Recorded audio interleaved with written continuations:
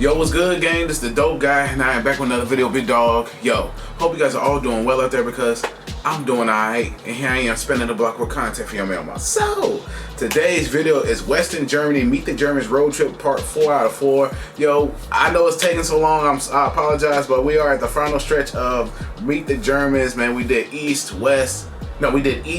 North, and South, man, and now we're here with Western Germany. I should have did this a minute ago, but you know, I was just doing other videos, other content, the other requests that people was giving me, and I apologize in advance, but we're gonna round it out and finish this up, and I cannot wait to learn about Western Germany. Can't wait to tap in. But before we do that, subscribe to the Dope Guy, that way to get notifications every time I upload, and if I'm right here on Snapchat and Instagram right across the bottom screen. So that being said, I'm not gonna hold y'all much longer because y'all already know this. Go big dog. Let's get into it. Yes, sir. We've been north, south, and east on our Meet the Germans road trip, so today it's time to find out what the West has to offer. The final 4 states that we'll be visiting are North Rhine-Westphalia, Rhineland-Pfalz, Hessen, and Saarland. Let's start with a little 2,000-year throwback. The Rhine River in Germany once marked a frontier of the Roman Empire. Not that the Romans didn't want to go any further, but the so-called barbarian Germanic tribes mostly held them off. Roman influence west of the Rhine can still be spotted today in aqueducts, amphitheatres and bathhouses. Perhaps the most famous Roman remains are here in Trier, which is thought to be Germany's oldest city. The Porta Nigra Black Gate was built in the 2nd century to be Germany's oldest city. The Porta Nigra Black Gate was built in the 2nd century under the reign of Marcus Aurelius. The Romans gave my hometown of Cologne the very catchy name Colonia Claudia Aura Agrippinensium. These days, the city is better known for its pretty extraordinary Gothic cathedral. Oh, look at that. Carnival. That looks super Gothic.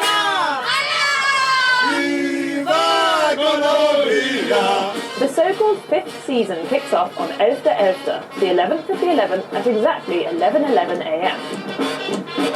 It rises to a crescendo, usually in February, with a 6-day extravaganza of street parades, costumes, dance performances, music, and plenty of drinking. Traditionally, this was all about letting loose before 6 weeks of fasting for Lent. These days, it's all about Lebensfreude, Spaß haben, feiern. Partying, Das ist ein Gefühl. Wir kommen aus Hessen, bei uns heißt Fasching. Ja. Schönste Zeit im Jahr. Karneval bedeutet einfach Leben. Ausbrechen. Den Alltag hinter sich lassen. Look at those outfits. Look at these outfits. Und einfach mal die Sorge vergessen und die Sau rauslassen. The people of the Rhineland are often labelled the most open, friendly, and party-ready people in Germany. I like so no it. wonder they throw themselves into their fastelovn festivities. I like it, bro. It's lit. Go crazy. North Rhine-Westphalia is Germany's most populous state and accounts for 1/5 of Germany's economic output. These days, the main industries are machinery, electronics, cars, plastics, and chemicals. But the state was heavily shaped by the Industrial Revolution, coal mining, and steel production. The Ruhr area, also known as the Ruhrpott or simply the Pot, was one of the most important industrial regions in Europe. The identity of the Bergmann or miner became a huge part of the region's identity. As the industry continued to grow, so-called guest workers were also brought in from other countries to keep up with demand. But by the late 50s, cheaper fuel had hit the market. As coal plants were shut down, the government tried to create alternative employment opportunities, That's tough, for example in new car factories. Billions of euros have since been poured into regeneration projects in the region, with a focus on education, culture and nature. Many industrial sites have been repurposed for museums and communal spaces, like this park here in Duisburg. So, has regeneration been a success?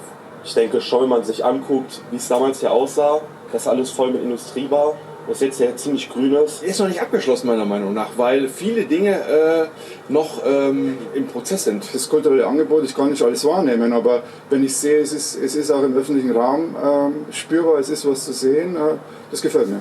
Was macht heutzutage die Ruhrpott-Identität aus? Die Vielfalt, was für Nationalitäten wir haben. Es gibt viele Kunst und die Leute sind sehr freundlich. Sie sind einfach bodenständig geblieben und identifizieren sich total mit den Fußballvereinen, ich sag mal, mit dem, was hier im Grünen passiert. Ich würde sagen, der Zusammenhalt, das merkt man im Ruhrgebiet auch extrem. German is usually pretty literal, so I really enjoy the rather cryptic names given to many dishes in this part of the country. Himmel und Erd, heaven and earth, is blood sausage, mashed potato, and apple sauce. Halve Haar, half a chicken, is a rye bread roll with a slab of cheese on top. Okay. And what about Blindhuhn, blind chicken? Blind vegetable chicken. and bacon stew. Duh. Herzbrigge is Pfalz dialect for heart pusher. These are some Which names. could refer to the cardiological effect of these meat and Have any of potatoes. y'all had these meals, man? Let me know in the comments. These are some interesting ass names. Dumplings, For or the real? fact that locals are particularly fond of this dish. But sometimes the Hessians call a spade a spade. This is the very accurately named grüne Soße, green Crazy. sauce. To be more exact, it's a sour cream and mixed herb sauce, often served with boiled potatoes and eggs. As a cider lover, I've also been dying to try another Hessian speciality, Ebbelwoi, literally apple wine. It's an alcoholic drink made from sour apples, and it's usually served in a jug like this one called a Bembel. Bimble. What? Not as sweet as the cider I know. I think I could get used to it. Viele Leute, die machen sich einen Schuss Mineralwasser rein, ist ja nicht ganz so stark. Und dann gibt es wieder andere, die machen sich Limonade rein.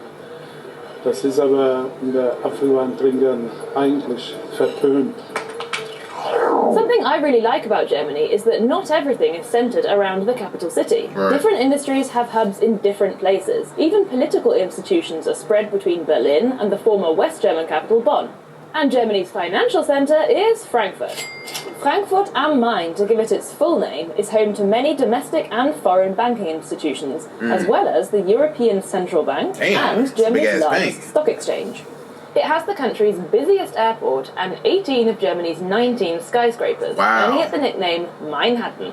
Incidentally, here the buildings don't scrape. So I think from what I learned from the video of East and West Germany, like West is where the money makers are from. West Germany is where all the breadwinners are from. People who make the money, for real, that's where they from. I think it's West Germany. I think I learned that in the Berlin Wall video. high, they scratch the clouds, Wolkenkratzer.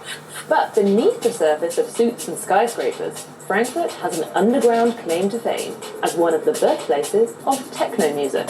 Hier gab es sehr früh eine sehr komplexe Szene. Hier gab es die Clubs, aber auch die Produzenten, die Musiker, die Labels, Plattenläden und so weiter. Anfang der 80er Jahre gab es vielleicht 5, 6 Städte weltweit, die diesen Status zu der Zeit hatten. Kannst du irgendwie schätzen, warum das hier stattgefunden hat? Einer der Gründe ist mit Sicherheit das Dorian Gray.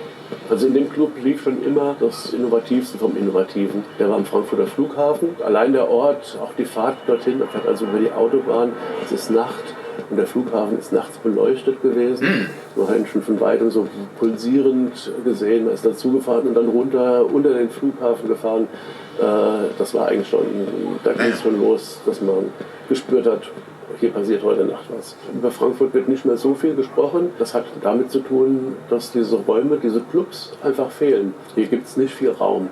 Deswegen wird in Frankfurt auch in die Höhe gebaut. Und wenn irgendwo ein Raum frei wird, die Mieten sind extrem hoch. Deswegen ist Berlin auch heute wahrscheinlich World Capital of Techno, weil durch den Mauerfall haben sich einfach Räume ergeben. Das heißt, die Leute konnten, ob es alte Lagerhallen waren, alte E-Werke, Gaswerke. Mit diesen Räumen kann man auch erst was Neues entwickeln.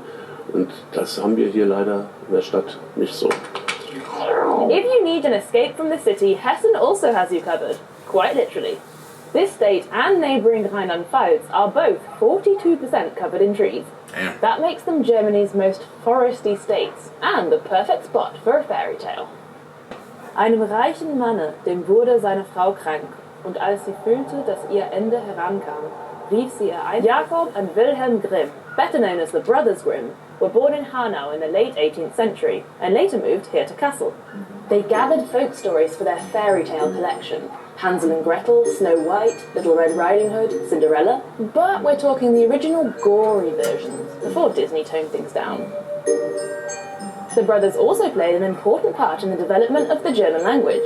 Jakob published a book on German grammar, and the brothers later began working on a very ambitious German dictionary.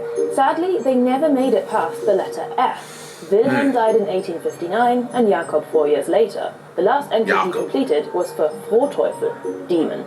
But other linguists picked up where they left off, and the tome was eventually completed about 100 years later. Sheesh. Our next stop is Saarland, the smallest German state, excluding the 3 city-states. Okay. In fact, it's often used as a unit of measurement in the German media. For example, a forest fire affected an area the size of Saarland.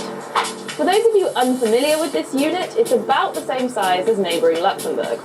Not all that long ago, this German state used to be essentially independent, with its own constitution, its own flag, and even a very short-lived currency, the Saarmark. Saarland sent its own team to the 1952 Olympic Games and the 1954 Football World Cup Look at that. Look at that crowd. It was knocked out by West Germany, who went on to win the tournament. This historical curiosity had a lot to do with the region's attractive coal reserves and the two world wars. This part of Germany fell under the administration of the League of Nations after World War I. Then it was returned to Germany. Then it was in the French-occupied zone after World War II, when France gave it protectorate status, effectively releasing it from Allied control. But the region's strong connection to Germany remained, and in a 1955 referendum, the people voted to be released from their special arrangement with France. In 1957, they officially joined West Germany. So is this history still visible today? Auf jeden Fall. Das Saarland ist praktisch das französischste aller deutschen Bundesländer, kann man sagen. Man geht hier kein Baguette holen, man holt sich Flütt, ein schmaleres Baguette. Das ist so typisch französisch. Ich finde, man sieht es auch noch so ein bisschen manchmal an den Bauten, dass da so französisch mit reinspielt. Der Regenschirm wird im Bereich Saarlouis immer nur ich hol mein Parapluie. Und das ist im Grunde le Parapluie, der Regenschirm. Wir haben hier eine Sprachgrenze, eine europäische Sprachgrenze zwischen Rheinfränkisch und Mittelfränkisch. Und die wird Jive und Trille, wird die auch so gesprochen. Als Franzos, meine Muttersprache war Plattdeutsch. Und selbst in Frankreich sind wir manchmal als die Deutsche betrachtet. Also als so Deutsche, verstehen Sie, so Saarfranzose. So Saarland is basically like a little, kind of like a little mini French town. You know what I'm saying? In Germany, man, a lot of French influenced things. The food, the building, the architecture, everything. You know what I'm saying? So that's dope. Man hört das ja auch, dass hier viele Franzosen sind. Ich weiß, dass das halt ganz nah ist, aber ich fühle mich da jetzt überhaupt nicht irgendwie hingezogen oder so. Mich damit irgendwie verbunden. Und was sollte man sonst noch über das Saarland wissen? Prinzipiell, dass es das Bundesland gibt. Hier gibt es sehr gutes Essen. Ich esse gern Leona. Das ist so eine Wurst. Saarland ist definitiv bekannt für Schwenker. Hier wird nicht gegrillt, hier wird geschwenkt und man isst hier kein Steak, man isst einen Schwenker. What's a swinger? We've managed to get pretty far in this episode without mentioning beer. There's plenty of Pilsner in the west, and then Cologne's got its Kölsch, and nearby Düsseldorf has its Alt. German beer is known the world over, but a slightly better kept secret is German wine. Around 2/3 of all German wine comes from Rhineland-Pfalz, and the absolute frontrunner is the Riesling variety. Dotted along the Mosel River between quaint villages and hillside castles, you'll find row after row of seriously steep vineyards.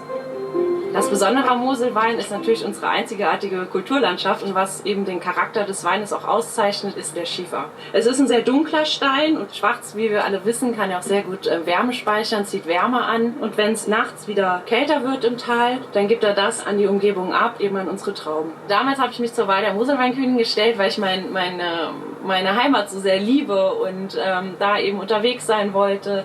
Im Auftrag des Weines. Ich habe ehrlich gesagt gar nicht so weit gedacht, dass es dann noch weitergeht zur deutschen Weinkönigin. 2016, 2017 durfte ich im Endeffekt einmal um die ganze Welt reisen mit deutschen Wein im Gepäck. Was macht eine gute Riesling aus? Ein guter Riesling macht natürlich das gute Moselklima aus. Dann sollte er eine schöne Süße haben, also nicht zu süß, ein bisschen und dann natürlich die knackige, frische Säure, die den Mosel-Riesling auszeichnet. So, what's the best way to sample the local produce? Well, you could go on a Weinwanderung or wine hike. Yep, that involves hiking between vineyards and wine taverns. Whew. The more relaxed variation would be to do a Weinprobe or wine tasting, which traditionally goes from dry to sweet. What else do you like about this area of Germany? Leave a comment below. And that brings us to the end of the Meet the Germans road trip. I've loved gallivanting around the country to find what makes each region unique. Do check out the other road trip episodes and let me know what you think. Pause. Yo, man, shout out to West Germany, man. A lot of good information. The architecture, the Gothic looking cathedral, that was interesting. Saarland, that's how I pronounce it. It's crazy. It starts with an S, but it has a Z sound to it. But little French town, you know what I mean? And they say France is close, but probably not that influenced by it. But hey, who knows? A lot of French people live in that town. Shout out to y'all, man. But yo, we have went through the German road trip of Meet the Germans, went through north, south, east, and west, man. Shout out to everybody who lives in those parts of Germany. Much love, respect to y'all, man. Finally finished the Western Germany. I should have had this done probably a month ago. I apologize. But yeah, man, just learning about different parts of Germany as far as the food, the beer, the architecture, the history, all that has been great, man. Just taking all the information in and learning about it, man. So shout out to everybody in Germany, much love, respect. And yeah, man, super dope, bro. If any more videos want me to tap in as far as like whether it's in Western Germany or anything, let me know in the comments. You know I got y'all, big dogs. Y'all already know the vibe. Shout out to y'all. But yo, I hope you enjoyed the reaction to this video. If you enjoyed my reaction, please give me a thumbs up. Subscribe to the Dope Guy Big Dog. Hit the notification bell whenever I upload. From right here on Snapchat and Instagram, right across the bottom screen. Any other videos you may check out, please comment to this video, my other videos, and leave likes and comments on all my videos to help grow the channel, help the algorithm for sure. Any more videos you may check out, leave a comment in the comment section below. If not, I got you. I'm gonna spin the block. But yeah, man, it's the Dope Guy, and I am out. Yes, sir.